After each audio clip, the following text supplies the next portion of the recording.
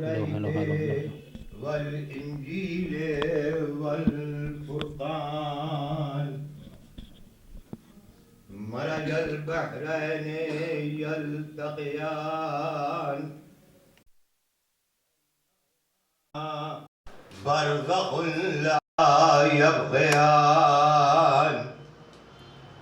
فبأي آلاء ربكما تكذبان سبحان الله الذي منه خلقة العباد وإليه المعاد فمن يعمل مثقال ذرة شرا يره ومن يعمل مثقال ذرة خيرا يره ونشهد أن لا إله إلا الله الواحد الأحد الصمد الذي لم يتخذ صاحبة ولا ولدا وأن محمدا عبده ورسوله المجتبى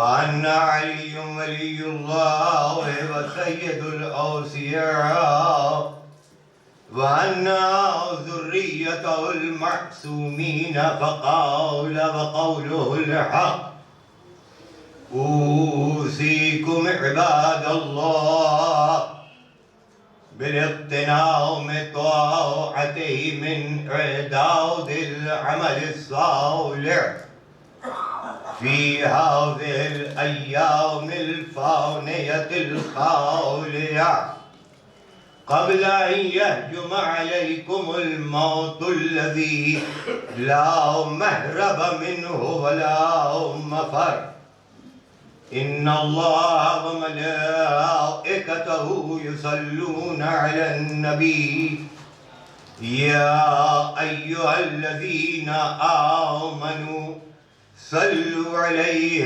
وسلموا تسليما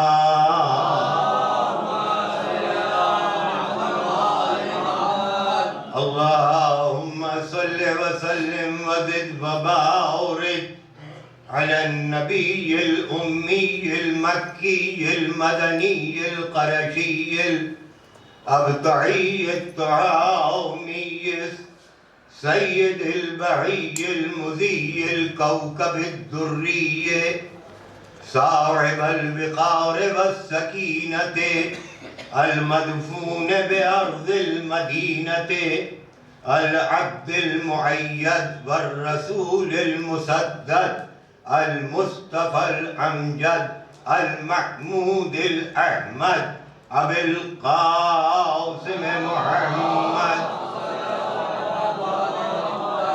اللهم صل وسلم وزد وبارك على السيد المطهر والإمام المظفر والشجاع الغضنفر شبير وشبر قاسم طوبى الأشجع المتين العارف المبين الناصر المعين ولي الدين الوالي الولي السيد الرضي الحاكم بالنص الجلي المخلص الصفي المدفون بالغري ليس بني غالب مظهر العجائب ومظهر الغرائب ومفرق الكتائب والشهاب الثاقب والهذبر السالب والنقطة دائرة المطالب أسد الله الغالب غالب كل غالب ومطلوب كل طالب صاحب المفاخر والمناقب إمام المشارق والمغارب الذي حبه فرض على الحاضر والغائب الإمام بالحق والأمير المطلق أبا الحسنين أمير المؤمنين علي بن أبي طالب.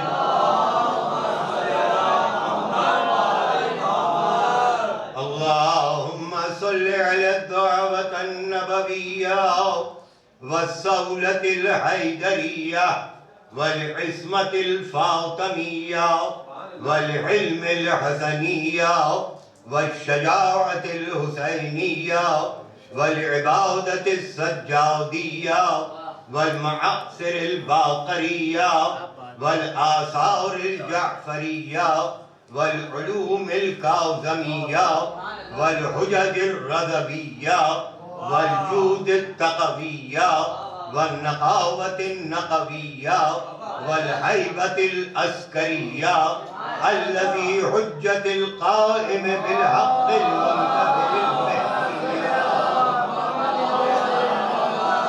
الذي ببقائه بقيت الدنيا ويمينه رزق الورى وبوجوده ثبتت الأرض والسماء وبه يملأ الله الأرض قسطا وعدلا كما ملئت ظلما وجورا ولعنة الله على أعداء الحسن والحسين سيدي شباب أهل الجنة من الآن إلى قيام يوم الدين آمين يا رب العالمين.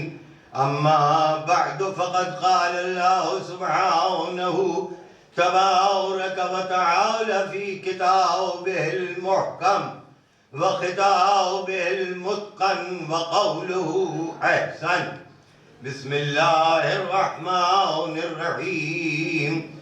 فمن حاجك فيه من بعد ما جاءك من العلم فقل تعالوا ندعو أبناءنا وأبناءكم ونساءنا ونساءكم وأنفسنا وأنفسكم ثم نبتهل نجعل فلعنة الله على الكاذبين.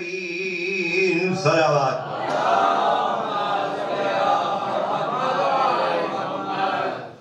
مزاج معلّہ کی نفاستوں پر اگر ناگوار نہ گزرے تو اپنی مخصوص حیات اور زندگی کا خمس تصور کرتے ہوئے بلند ترین صلوات.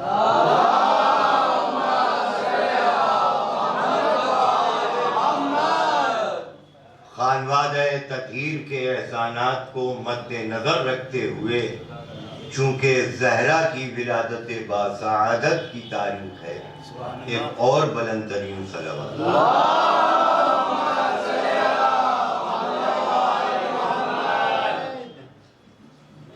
عزیزان گرامی قدر، برادران ملت جعفریہ،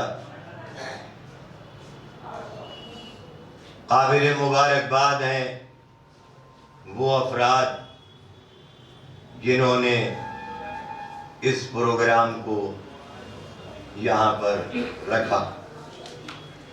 میری دعا ہے کہ خداوند عالم بطفیل بنت رسول ہمیں اور تمام لوگوں کو، والیان حیدر کرار کو زندگی دے تاکہ آئندہ سال ہم پھر اس متبرک اور مبارک موقع کے اوپر اپنی حاضری لکھوا سکیں. ذرا حال ہے کہ یہ خطبہ جو میں نے پڑھا ایک بہت ہی طویل خطبہ ہے، اور جو بزرگ حضرات بیٹھے ہیں شاید ان میں 2-3 حضرات ایسے ہیں جنہوں نے مولانا سلیمان عباس صاحب قبلہ مرحوم و مغفور کو سنا ہوگا. میں نے یہ خطبہ جب وہ حاجی کربلائی میں پڑھنے کے لیے آئے تھے اور ابرار الحق صاحب موجود تھے اس میں اور ڈاکٹر آغا وغیرہ بھی موجود تھے، تو میں نے دست ادب جوڑ کر کے یہ کہا تھا کہ سرکار یہ خطبہ آپ مجھ غریب کو لکھوا دیجیے. تو انہوں نے یہ فصیح و بلیغ خطبہ لکھوایا تھا. تقریباً 1 گھنٹے کا خطبہ ہے، لیکن میں نے بہت ہی مختصر طور کے اوپر اس خطبے کا پڑھنے کا شرف حاصل کیا ہے. چونکہ آج یہ محفل مقدس اگر اسے کہا جائے کہ جو صاحب تطہیر ہی نہیں بلکہ انی ما فی بدنی ضعفاً کی تشریح کرتی بھی نظر آ رہی ہے. پڑھے لکھے حضرات بیٹھے ہوئے ہیں. بھائی انیس صاحب سے آپ نے حدیث قصہ کی تلاوت سنی. اسی کے اندر کا فقرہ ہے کہ رسول عربی بیٹی کے پاس جاتے ہیں اور فرماتے ہیں انی ما فی بدنی ضعفاً، اے میری لخت جگر، اے میری پارہ جگر، میں اپنے جسم میں ضعف، کمزوری، نقاہت، ویکنس محسوس کر رہا ہوں. یا رسول اللہ کیا مدینے میں کوئی ڈاکٹر نہیں ہے، کوئی طبیب نہیں ہے، کوئی معالج نہیں ہے؟ آپ اس کے پاس جائیے. یہ آپ بیٹی کے پاس تشریف لا کر کے فرما رہے ہیں کہ میں اپنے جسم میں کمزوری محسوس کر رہا ہوں. تو صرف جسم کو بے حد توجہ، صرف جسم کو جسم محمد تصور نہ کر لیجئے گا، بلکہ یہ رسالت کا جسم ہے، جسم نبوت ہے. تو مجھے کہنے کا حق دے یہ مجمع. آپ حضرات ایک بلند ترین صلوات پڑھیں.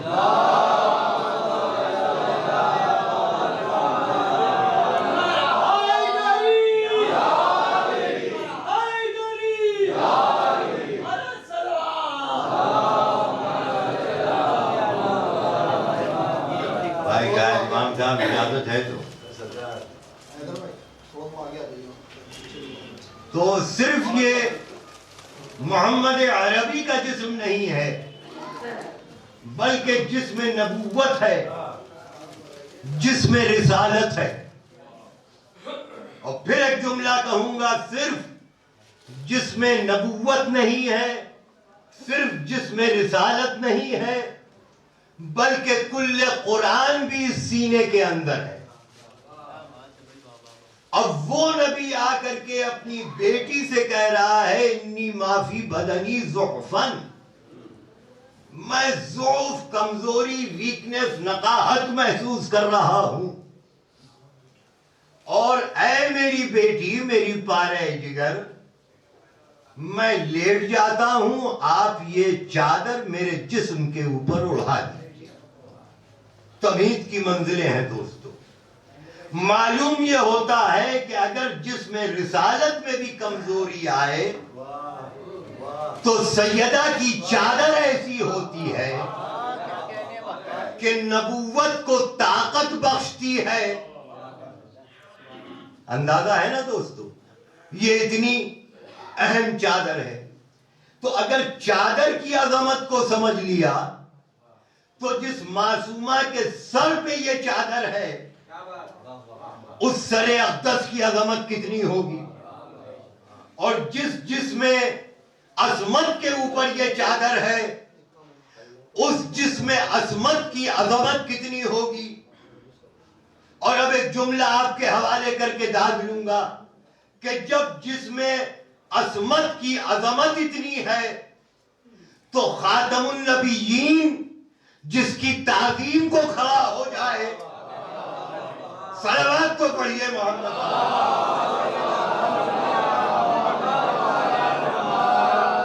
وہ کس بلندی کی مالکہ ہوگی.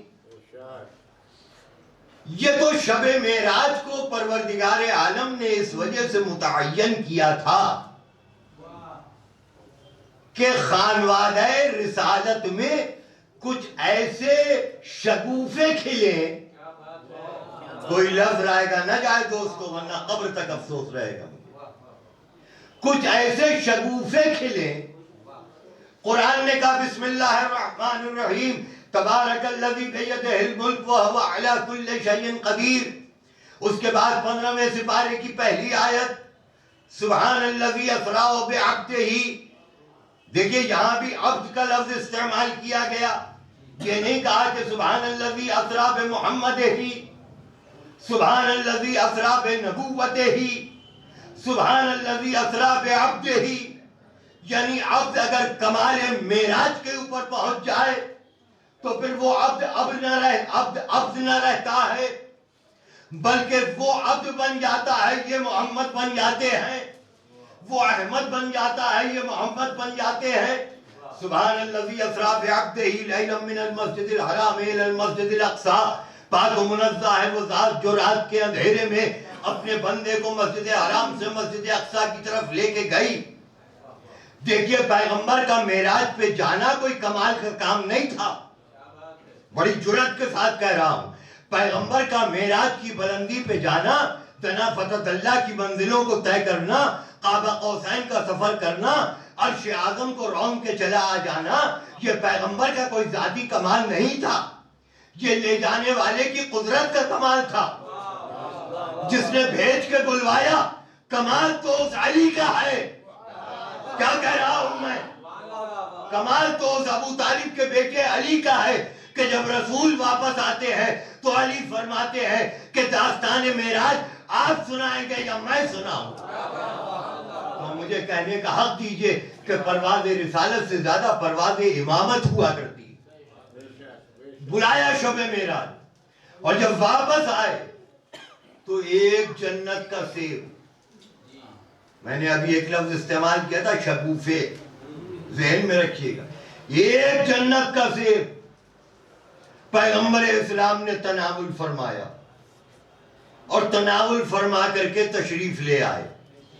معلوم یہ ہوتا ہے کہ جناب خدیجہ بنت خویلد انتظار کر رہی ہیں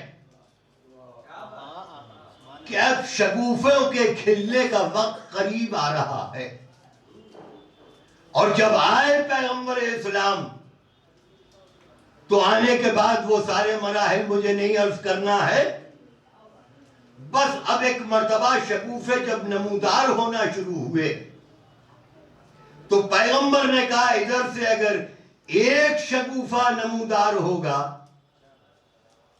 تو ایک ابو طالب کے گھر سے بھی ہو، بڑی نازک فکر ہے دوستو، ایک ابو طالب کے گھر سے بھی ہو، چنانچہ ایک ابو طالب کے گھر سے ہوا، اور فاطمہ زہرا کی ولادت، پڑھے لکھے حضرات بیٹھے ہوئے، فاطمہ زہرا کی ولادت مدینے میں نہیں ہوئی ہے، مکے میں ہوئی ہے، خانہ کعبہ مدینے میں نہیں ہے، مکے میں ہے۔ پتہ یہ چلا کہ کفو ایک ہی جگہ سے ملتا ہے، کیا کہہ رہا ہوں میں، کفو ایک ہی جگہ سے ملتا ہے، ادھر ابو طالب کے گھر میں بیٹے کی ولادت، ادھر زہرا کی آغوش میں امام حسن کی ولادت۔ اب اللہ نے آواز دی میرے نبی تم جو سیب کھا کر کے گئے ہو اب اس سے ایسے ایسے شگوفے نکلیں گے کہ کوئی تو صلح کا نمائندہ بن جائے گا، کوئی جہاد کی منزلوں کو طے کرے گا، کوئی سید الساجدین بن جائے گا۔ تمہیں کیا پتا کہ سجدہ کرنے والوں کا سردار کون ہے؟ کوئی سید الساجدین بن جائے گا۔ ایک شگوفہ ایسا ہوگا کہ جو اپنے علم کو چاروں طرف پھیلاتا رہے گا وہ باقر بن جائے گا۔ ایک شگوفہ ایسا ہوگا جو صادق الوعد ہوگا، جعفر صادق بن جائے گا۔ ایک شگوفہ ایسا ہوگا کہ جو غصے کو پی جائے گا، خطاؤں کو معاف کر دے گا، موسی کاظم بن جائے گا۔ ایک شگوفہ ایسا ہوگا کہ وہ علی رضا بن جائے گا، شب ہجرت کی مرضی کا مالک بن جائے گا۔ ایک شگوفہ ایسا ہوگا کہ جس کا تقوی ایسا ہوگا کہ محمد تقی بن جائے گا۔ ایک شگوفہ ایسا ہوگا کہ نقاوت اس کے سامنے آ جائے گی۔ ایک شگوفہ ایسا ہوگا کہ عسکری کا عسکر و لشکر ہوگا۔ توجہ ہے نا دوستو؟ تو معلوم یہ ہوا کہ یہ 12 شگوفے جو کھلے تو زہرا کی آغوش میں کھلے۔ آؤ ہم تم مل کر کے سب سے پہلے جناب خدیجہ الکبریٰ کی خدمت میں مبارکباد پیش کرتے ہیں۔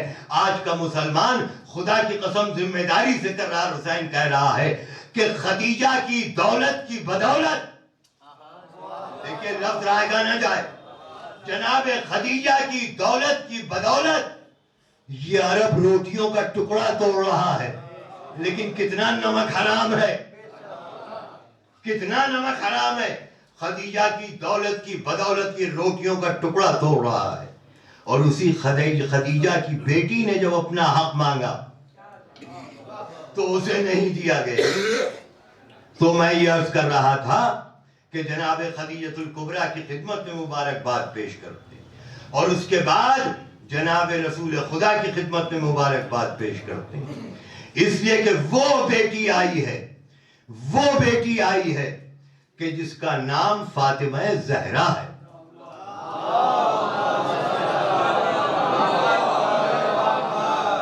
یوں تو قرآن حکیم کے اندر بہت سی آیتیں سورہ نساء میں جس کو میں عنوان کلام قرار دے سکتا تھا، لیکن پڑھے لکھے حضرات بیٹھے ہیں، جانتے ہیں کہ عورتوں پر جہاد ساقط ہے، لیکن ذمہ داری سے کرار حسین کہہ رہا ہے کہ ایک موقع ایسا بھی آیا ہے جہاں جناب فاطمہ زہرا نے جہاد بالحجاب کیا ہے، لفظ رائے گا نہ جائے، جہاد بالحجاب کیا ہے۔ اور جہاد بالحجاب کیسے کیا؟ میں نے قرآن حکیم میں جس آیہ کریمہ کی تلاوت کی ہے، ارشاد ہوتا ہے فَمَنْ حَاجَّكَ فِيهِ مِن بَعْدِ مَا جَاءَكَ مِنَ الْعِلْمِ، میرے حبیب اگر یہ کٹ حجتی سے باز نہیں آتے ہیں تو اب ان سے یہ کہہ دو نَدْعُ أَبْنَاءَنَا وَأَبْنَاءَكُمْ، کہہ دو کہ تم اپنے بیٹوں کو لاؤ، میں اپنے بیٹوں کو لاتا ہوں، نساءنا ونساءکم، تم اپنی عورتوں کو لاؤ، میں اپنی عورتوں کو لاتا ہوں، انفسنا وانفسکم، تم اپنے نفسوں کو لاؤ، میں اپنے نفسوں کو لاتا ہوں۔ اور جب سب آ جائیں تو جو جھوٹا ہو اس کے اوپر لعنت پڑھی جائے۔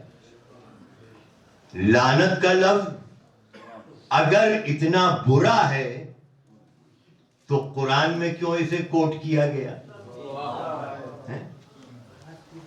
قرآن نے کہا جو جھوٹا ہے اس کے اوپر لعنت بھیجی۔ نبی نے کس کو لیا؟ ایک بیٹے کی انگلی پکڑی، ایک بیٹے کو گود میں لیا، بیٹوں کو لاؤ۔ پتہ یہ چلا کہ جب بیٹوں کی ضرورت پڑے تو انہیں بیٹا بنا کر کے لے کے جانا، اور جب نوازوں کی ضرورت پڑے گی تو نوازے بن کے ہی آ جائیں گے۔ ابناءنا و ابناءکم، تم اپنے بیٹوں کو لاؤ، یہ اپنے بیٹوں کو لائیں۔ میرے والد مرحوم اکثر و بیشتر یہ کہا کرتے تھے، جب ابن حسن صاحب قبلہ ننہروی کلکتے آتے تھے اور بیٹھتے تھے ابا مرحوم جا کر کے، میرا بھی بچپنا تھا، میں بھی بیٹھا کرتا تھا، تو ابا مرحوم نے ایک مرتبہ ابن حسن صاحب مرحوم سے یہ بات کہی، سرکار آپ نے جو شاہی امام باڑے مٹیا بھوج میں جو محفل پڑھی آپ نے، اس میں آپ نے عرض کیا تھا آیہ مباہلہ کو، نَدْعُ أَبْنَاءَنَا وَأَبْنَاءَكُمْ، تو ابا مرحوم کہا کرتے تھے کہ ندو جو ہے اس کا مطلب یہ ہوتا ہے ندو ابناءنا، عربی کا لفظ ہے، اب تک تو آئے ہو لیکن جہاں ہم ہو وہاں ابناءنا، اگر آؤ گے تو لعنتیں کھاؤ، سمجھ گئے نا؟ ابناءنا، جہاں ہم ہو وہاں ابناءنا، بیٹوں کو لیا جمع کا صیغہ، نساءنا و نساءکم، تم اپنی عورتوں کو لاؤ، یہ اپنی عورتوں کو لائیں۔ میں کہوں گا کہ آج قرآن حکیم کی اس آیت کے اندر بڑی گنجائش ہے۔ لوگ کہتے ہیں میرے نبی کی 4 بیٹیاں، میں کہتا ہوں 4 نہیں 4000 بیٹیاں۔ آج بڑی گنجائش ہے، جمع کا صیغہ ہے، آج ساری بیٹیوں کو بھیج دو مباہلے کے میدان میں، لیکن سوائے فاطمہ زہرا کے کوئی بیٹی نظر نہیں آ رہی ہے۔ تو یا تو قرآن سے آیت ہٹاؤ، اس لیے کہ جمع کا صیغہ ہے، 1 سے زائد عورتوں کی ضرورت ہے، اور یا تو قرآن سے آیت ہٹاؤ یا کوئی دوسری بیٹی بتاؤ، یا جو میں کہوں وہ مان جاؤ۔ کہ آیت ہٹا نہیں سکتے، بیٹی بتا نہیں سکتے، تو جو میں کہوں مان تو سکتے ہو کہ اگر عقل میں آئے گی تو مانیں گے. اما اسلام تو دین عقل ہے، جانوروں کے لیے اسلام تھوڑی آیا ہے، انسانوں کے لیے آیا ہے اسلام. عقل میں آئے تو مان لیجیے. سوائے فاطمہ زہرا کے مباہلے میں کوئی عورت نظر نہیں آ رہی ہے. انفسنا کی منزل میں سوائے ابو طالب کے بیٹے علی کے کوئی نظر نہیں آ رہا ہے. جب کوئی بچی کسی گھر میں پیدا ہوتی ہے تو اپنی مکمل حیات میں 3 کردار اور رول ادا کرتی ہے. کچھ دنوں تک تو وہ اپنے باپ کی بیٹی بن کے رہتی ہے. جب زندگی کے دوسرے دور میں قدم رکھتی ہے تو شوہر کی زوجہ بنتی ہے، اور جب آخری دور میں قدم رکھتی ہے تو بچوں کی ماں بنتی ہے. اب مباہلے کے میدان میں فاطمہ زہرا کو تنہا نہ سمجھنا. محمد کی بیٹی بن کے گئی، علی کی زوجہ بن کے گئی، حسنین کی ماں بن کے گئی، اور زہرا نے آواز دی کہ آیت کو اترتے دیکھو، فاطمہ کو چلتے دیکھو. صلوات پڑھے محمد.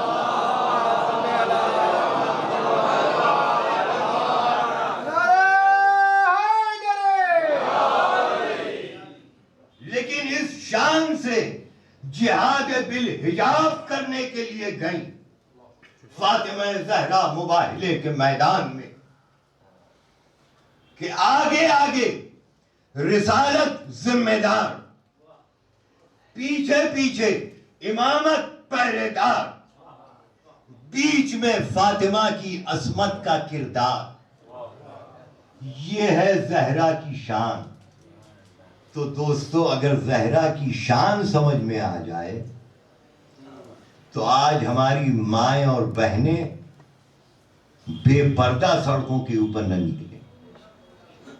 ہم نے صرف یہ تو فیصلہ کر لیا کہ زہرا نام ہے رسول خدا کی بیٹی کا، لیکن انہوں نے جو درس ہمیں دیا ہے ہم نے وہ درس کو بھلا دیا. یہی وجہ ہے کہ آج دنیا تعجب کر رہی ہے کہ یہ حجاب کیا چیز ہوا کرتی ہے. خدا کی قسم کھا کے منبر رسول سے کرار حسین کہہ رہا ہے کہ جب نصارے نجران مباہلے میں پہنچے تو ان کا جو بڑا پادری تھا اس نے یہ کہا کہ یہ وہ صورتیں نظر آ رہی ہیں کہ اگر پہاڑ کو اشارہ کریں تو پہاڑ اپنی جگہ سے ہٹ جائے. بتائیے نصارے نجران نے کس کے چہرے کو دیکھا تھا؟ حسن کے چہرے کو دیکھا، حسین کے چہرے کو دیکھا، رسول کے چہرے کو دیکھا، علی کے چہرے کو دیکھا، اور کہتے ہیں یہ وہ صورتیں نظر آ رہی ہیں کہ اگر اشارہ کر دیں تو پہاڑ اپنی جگہ سے ہٹ جائے. تو فیصلہ یہ کر لیا تھا، آخری جملہ ہے تقریر کا، کہ جب ظاہری صورتیں جو نظر آ رہی ہیں ایسی ہیں تو جو پردے اور حجاب میں ہے صلوات پڑھے محمد.